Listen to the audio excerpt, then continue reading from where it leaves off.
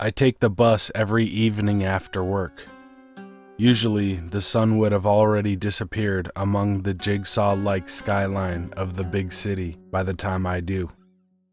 It was a normal Wednesday afternoon, and I was sitting at the back of the bus as always. As I shifted my attention from looking through the window to the reflection of the inside of the bus compartment, I noticed a girl sitting with her back facing me, a few rows in front of me on the right. She had soft brown hair. Her complexion, revealed by the nape of her neck, was rather pale, but I wasn't sure, as it wasn't dark enough outside to have a clear view of her reflection. I tried not to be a creep by staring at her for too long, but something was rather odd about her that I could not put my finger on. I turned my head a little as I glanced in the direction of where she was supposed to be sitting. My stomach dropped. There was no one sitting there.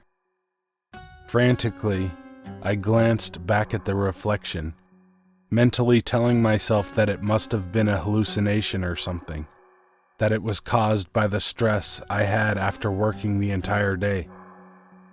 No, she was still there, sitting 3 rows in front of me next to the window. I tried to ignore the image in the reflection throughout the entire trip back home.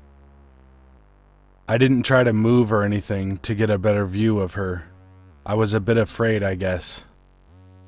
While I was getting off the bus, I closed my eyes. I did not want to try to see her face. Maybe she was just a lost spirit and was trying to hitch a ride. The next few weeks after the sighting, things had been normal. I didn't see the girl in the reflection again. It just went along with all the other annoyances in my head, to the garbage can of my mind. I tried doing some research on the internet about a girl on a bus, but came up with nothing. The second time I saw her was another evening after work. This time the sky was a little brighter. This time she was sitting right in front of me. And this time I knew she was real. As usual, I sat in the back, and again there were barely any passengers. I was on my phone when I noticed her. The reflection of her brown hair dangling was on my screen. That hair seemed to have appeared suddenly out of nowhere. Yet again, the seat was empty. No person was sitting there, as I had presumed. I glanced at the glass pane next to me, and there she was, stiffly seated with her hands on her lap, facing forward. I was paralyzed with fear. I told myself that this was all not real, that I should get a therapist as soon as I have a chance, once the weekend comes. There was this faint odor of decay, like the smell of meat that's been out in the sun too long. I could almost see the profile of her face this time. And then the hair on my arms stood up, realizing why this girl or this thing creeped me out so much. She or it seemed to have no features on its head. I couldn't see the suggestion of any eyelashes, eyebrows, or a nose from my position. Her head seemed like a person's head that was covered up by many layers of balloons, like a thick layer of pale white skin. The rest of the trip, I prayed to God that the thing wouldn't move or anything, and it didn't. There was no sign of life in it. Not even a single movement came from the thing that sat in front of me. It was as if it was a sick sculpture from another dimension, only seen through a mirror, just to scare the living daylights out of me. However, something inside me kept telling me that this thing was alive, and it's aware of me. I fled from the bus as soon as I reached my stop. That should have been it. I should have avoided taking that damned bus. But no, after seeing a therapist who told me that all of this was in my head, a product of my desire and fear from my daily life, I continued taking the bus to work. It was a dark and cloudy morning, and it was raining heavily. I was sitting in the second to last row. The reflections were marked distinctly, as the darkness outside helped raise the contrast. I fell asleep while listening to my headphones, as I slept very little the night before. After I woke up, the bus seemed to have parked, but it was too dark outside, so I couldn't figure out where I was. I secretly cursed that I had overslept, and that the bus driver had left me in the middle of nowhere. Then it suddenly occurred to me that the lights inside the compartment were still on, even though the engine was already off. As I tried to assess my current situation, I pulled my phone out of my pocket to call for help. I noticed the thing in the reflection again. My arm froze midair. It was sitting right next to me. I slowly turned my head, hoping that it was just the phantom imprinted in the reflection. But no, this time it actually was sitting right next to me. The thing in the mirror had merged with reality. It's here to get me. Now I see her face. I see the gaping hole where its mouth should have been. It's like it was silently screaming this whole time. Fear overwhelmed me, and I passed out in my seat. When I woke up again, it was gone. I stopped taking the bus. I was in 8th grade, and it happened on a Monday after school. I remember it was a Monday because that was our formal dress day. It wasn't a Catholic school, but the uniform was exactly what you'd expect. A short plaid skirt, button-down shirt with a tie, knee-high socks, and black dress shoes. I was barely reaching the age where I realized how some older males would react to this uniform. Anyway, on this particular day, my friend's mom picked her and I up from school so we could hang out. Her mom had to go somewhere, so she dropped us off and left again. She lived in this swanky gated community with lots of huge expensive houses, and we liked to walk around the neighborhood and explore. Each home sat on an average of 1 acre, so it was a decent walk from one home to the next. We decide right as the sun is starting to set that we should go home. We were heading back to her house to play some video games, and we're about 2 streets away when we realize a red van with at least 2 20-ish men was following us. This neighborhood is full of expensive homes and really rich people, so the beat-up van seemed weird. We quickly realized this car was intentionally keeping a close distance behind us and began to get scared. We started walking faster, and they must have noticed, so they parked on the side of the road. The houses were so big and so far apart that by the time we noticed them getting out of the van and calling after us, we only had enough time to run to the house we were directly in front of. This house was for sale. It had been vacant for a while. There were lots of weeds and the grass was tall.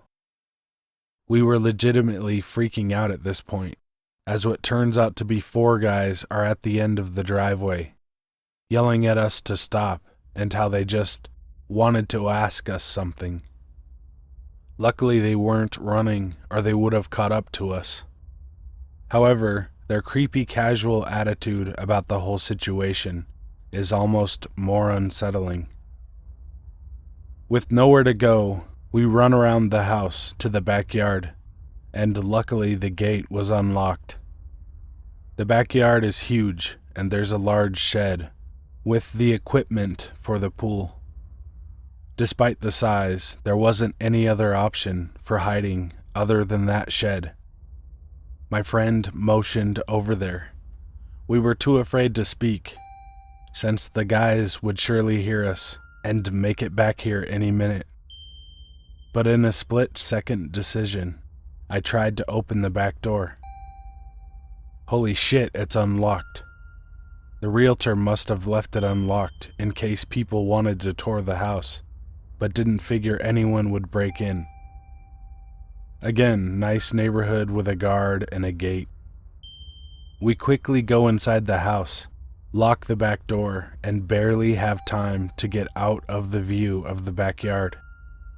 This house was massive and had huge windows along the living room and dining room with a big open view of the backyard. The place was probably a lot nicer when it was built, 80s maybe, but now it was just creepy. You know the style back then. Everything had a mirrored surface and black and white tiles. We crawled through the living room and hid behind the extravagant mirrored wet bar. The bad thing is, actually, it was probably good, but it was scary. We could see in the backyard with the mirrors. We are both silently crying at this point. I'll never forget what we saw. These 4 guys are looking for us very intently. Of course, the first place they go is the shed. We both start crying even more now, a mixture of fear and relief that we didn't hide in there. They didn't give up just yet, however. The guys knew we must be somewhere. We entered the backyard through the only gate. Our momentary relief is stolen as we see one guy walking towards the back door. We held our breath as we second-guessed whether or not one of us locked it. As he pulled the handle and the door was locked, he seemed satisfied that we couldn't be in the house. Eventually, they give up and leave, but we were still scared. We hid there for what felt like forever, silently crying, shaking, and wincing at any noise. It was after dark when we finally got the courage to leave the house, and we ran all the way back to her place. Her mom was home by that time, and we told her what happened. Immediately they called the guard, who has license plate numbers of all the cars that enter. Apparently, this car was used by a maintenance crew for another home. I don't think anything came of it, because they technically didn't do anything wrong, and they never came back. That was the last time we explored that neighborhood.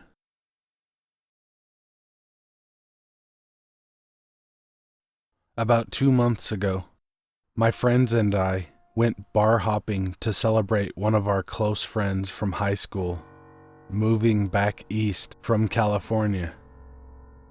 Normally, Ryan was the life of the party and a heavy drinker. At 6'5", he was usually drinking my 5'6" ass under the table. He was even once a bouncer and bartender at one of the bars we visited. That night, however, was different. Ryan didn't drink any alcohol. He even prefaced the outing with, "Hey guys, I know we are celebrating Jeremy's homecoming, but I've been trying to get healthy, so I've quit drinking. If it helps, I'll drive anyone around and only charge 80% of what Uber charges. Ha!" This struck me as odd. Far be it from me to stop a guy getting healthier, but this was just so out of the ordinary for Ryan. We had always been close, so I approached him and asked if everything was all right. He looked at me and shook his head in a weak way. "I'm just really tired. Been going through a lot of shit lately. Haven't been getting a lot of sleep, you know? I think my house is haunted." This last sentence he said with a bit of humor in his voice, but a serious look in his eyes. I had not been to his newest house, so, naturally, I asked him to elaborate. He went on to explain that he keeps waking up in the night and seeing things in his room. First he said he felt like someone was watching him from the foot of his bed for several nights. Then he said he saw the outline of a figure in his room at the foot of his bed, and that he woke up screaming and shaking. He said it was so bad that it woke his girlfriend up. I told him that it sounds like he may be having night terrors or sleep paralysis. He laughed and told me I was probably right. A few weeks later, he messaged me, saying that his longtime live-in girlfriend had left him for another guy, and that she had been sleeping with someone on the side for over a year. The worst part was they were still living together, but sleeping in different rooms. Financially, neither one of them could move out immediately. He told me the figure was back in his room, all that week, standing at the foot of his bed. When I asked him to describe what he saw, he told me that he couldn't make out any real features in the dark, but he could swear it was smiling at him, possibly even laughing. I told him I would work things out with my wife to sleep over at his place sometime soon. Earlier last week, he called me up and said the visions were getting worse and he was afraid to close his eyes. His voice sounded strained, like he hadn't slept in days. He told me the figure was back and even closer to his bed this time. I asked him if anything else had changed, and he said the figure was giving a low chuckle and was holding something that looked like a head. He said once he was able to force himself awake, he grabbed his blanket and went out into the living room. I went by his house last night. He was sitting on the couch wrapped in a blanket, staring at the TV, which was off. His eyes looked heavy. He smelled awful and his face was covered in a thick scruff.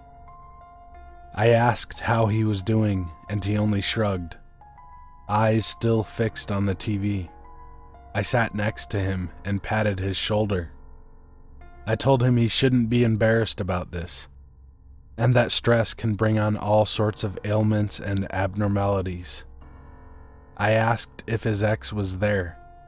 Again, only a shrug. Finally, I looked toward what I assumed was his room and asked if he was going to try and sleep.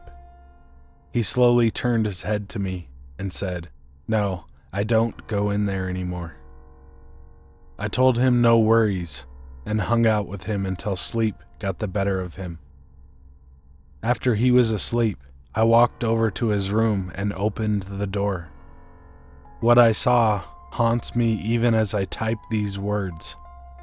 The floor, parts of the walls, and sheets were stained with dry blood. The body of his ex and the body of who I assumed was her lover were propped into sitting positions in opposite corners facing the bed, her head placed in his lap and vice versa. As horrible as the scene was, the one detail that made my stomach twist into a knot that has yet to come undone is that at the foot of Ryan's bed was a wide, full-length mirror.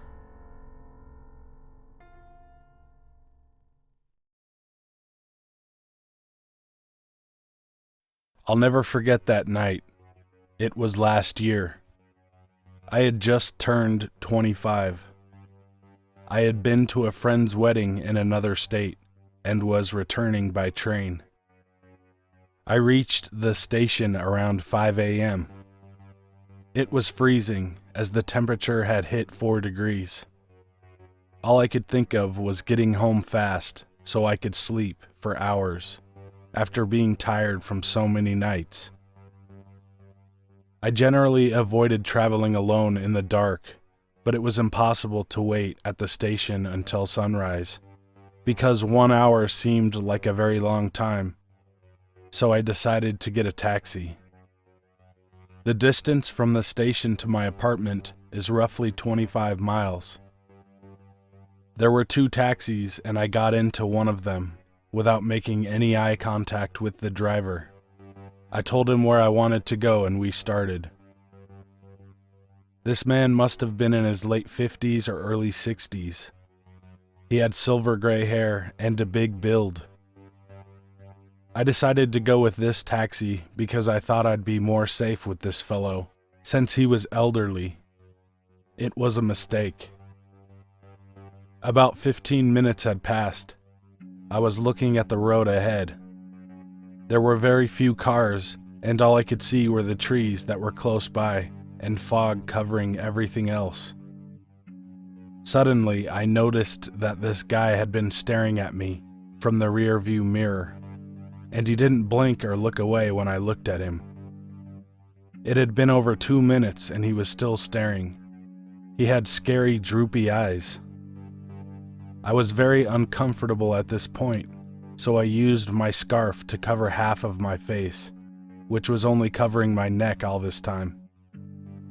This didn't stop him, and he suddenly started laughing like a maniac.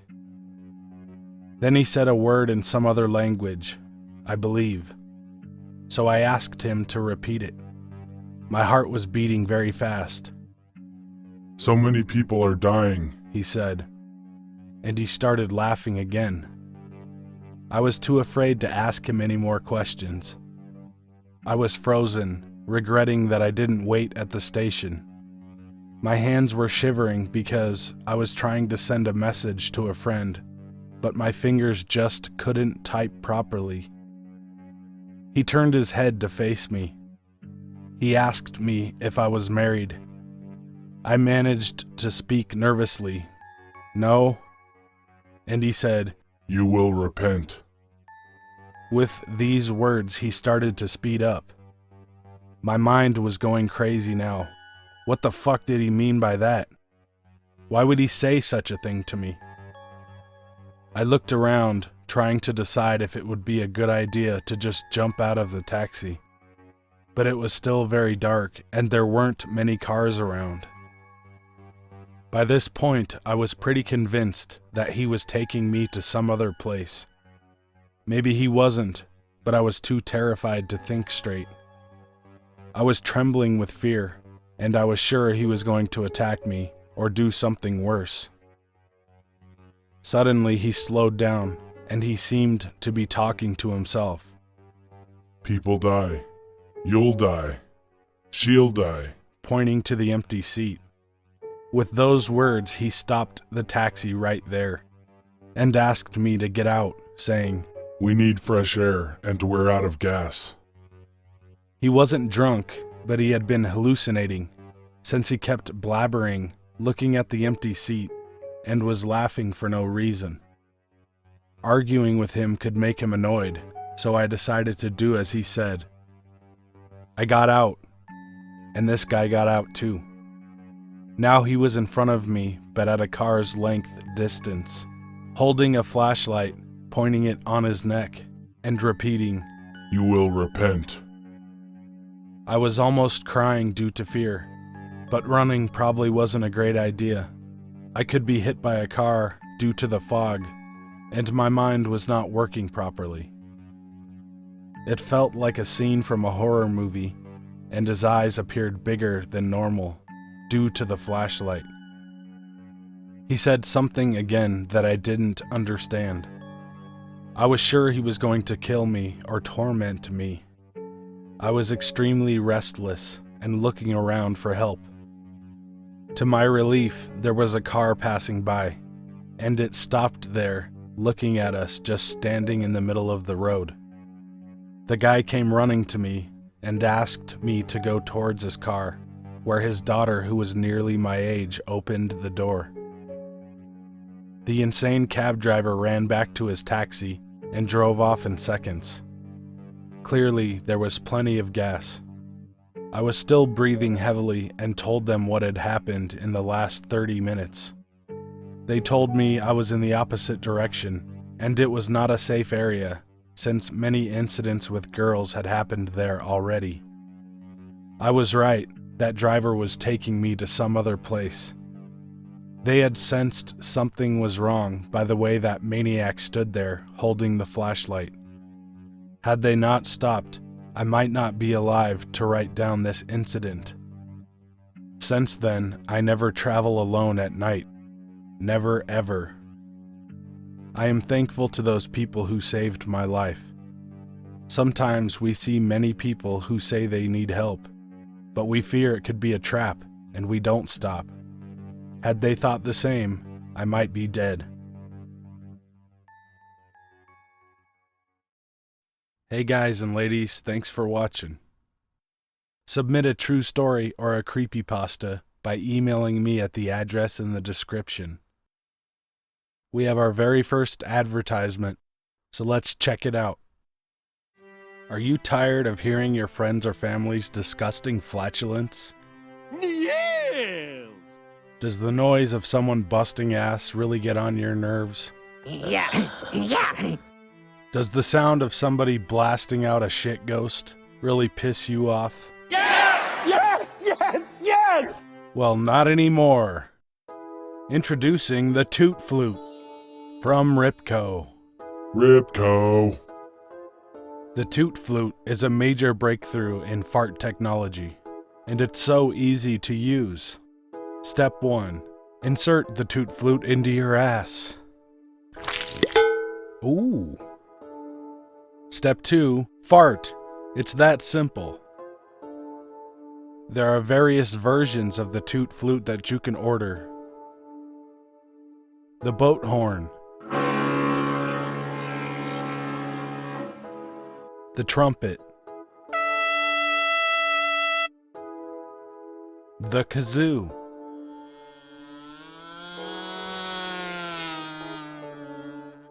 The silly whistle for kids. And the original flute.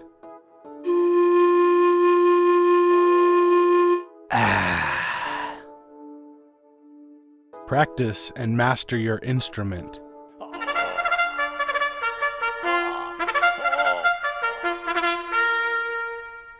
He's good.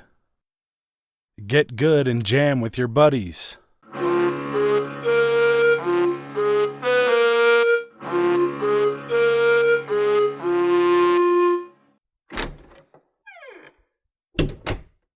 Man, it smells like a sewer in here.